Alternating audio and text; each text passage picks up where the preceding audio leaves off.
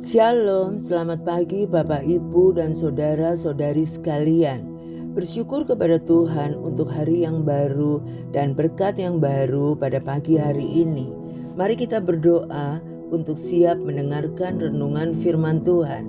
Selamat pagi Bapak yang baik, kami bersyukur untuk kasih-Mu yang tidak berkesudahan.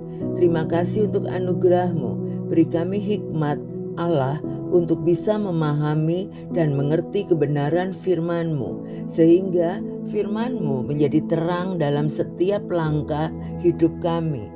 Dalam nama Yesus kami berdoa. Amin.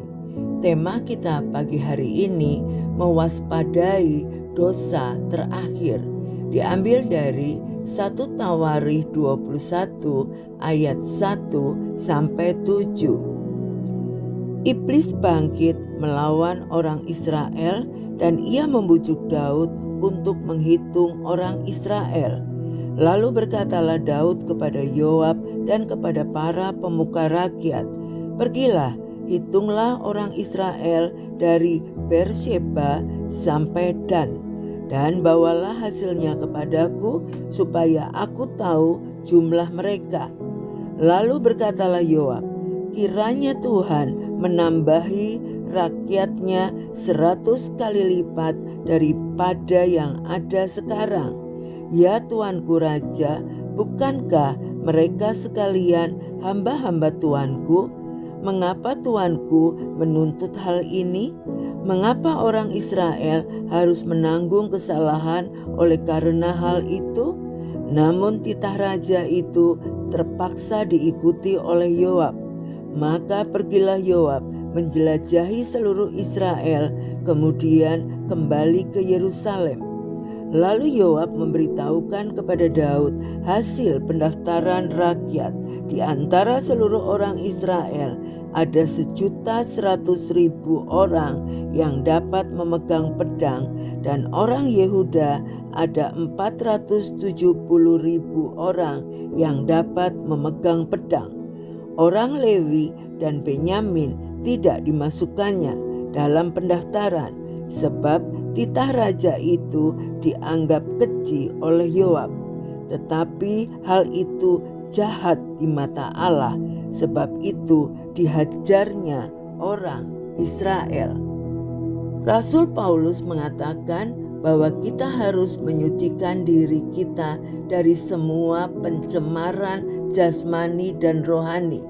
Meskipun menurut orang-orang yang berada di sekeliling kita, kita sepertinya menjalani hidup yang bersih dan bermoral, tetapi di dalam roh, khususnya hati nurani kita barangkali masih memiliki sikap yang membuat Tuhan berduka. Karena dosa rohani dari hati nurani yang tidak tampak oleh mata, tetapi tersembunyi di dalam hati, maka kita cenderung mengabaikan sampai dosa tersebut menimbulkan kejahatan nyata yang mengungkapkan keberadaannya. Kehidupan Raja Daud menggambarkan kedua aspek dosa ini.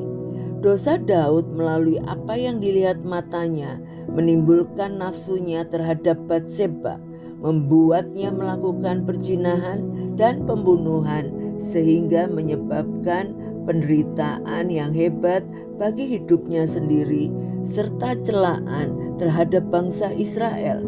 Kemudian di usia senjanya, ia takluk kepada godaan setan untuk mengadakan sensus. Tindakan yang tampaknya tidak mengandung dosa apapun ini ternyata telah membuat Allah berduka karena Daud menyombongkan kekuatan militernya.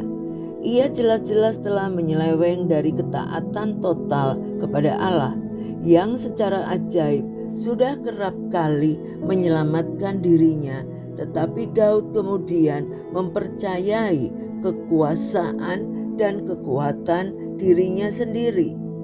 Dari luar, mungkin bagi orang lain sepertinya kita memenangkan peperangan melawan dosa.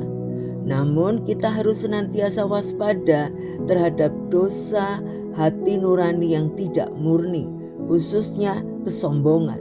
Dosa ini bisa menyebabkan kita tersandung dan jatuh, bahkan di akhir perjalanan hidup kita.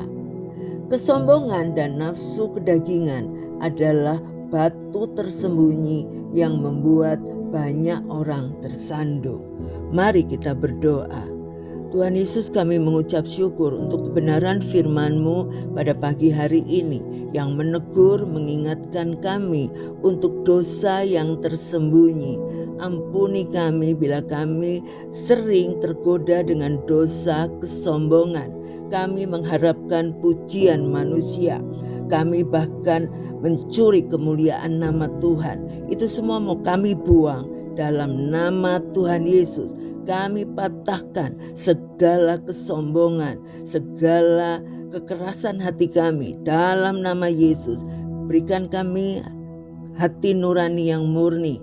Kami mau taat kepada segala perintah Tuhan dengan hati yang murni dan tulus. Dalam nama Tuhan Yesus, kami berdoa dan mengucap syukur. Amin. Selamat beraktivitas. Tuhan Yesus memberkati.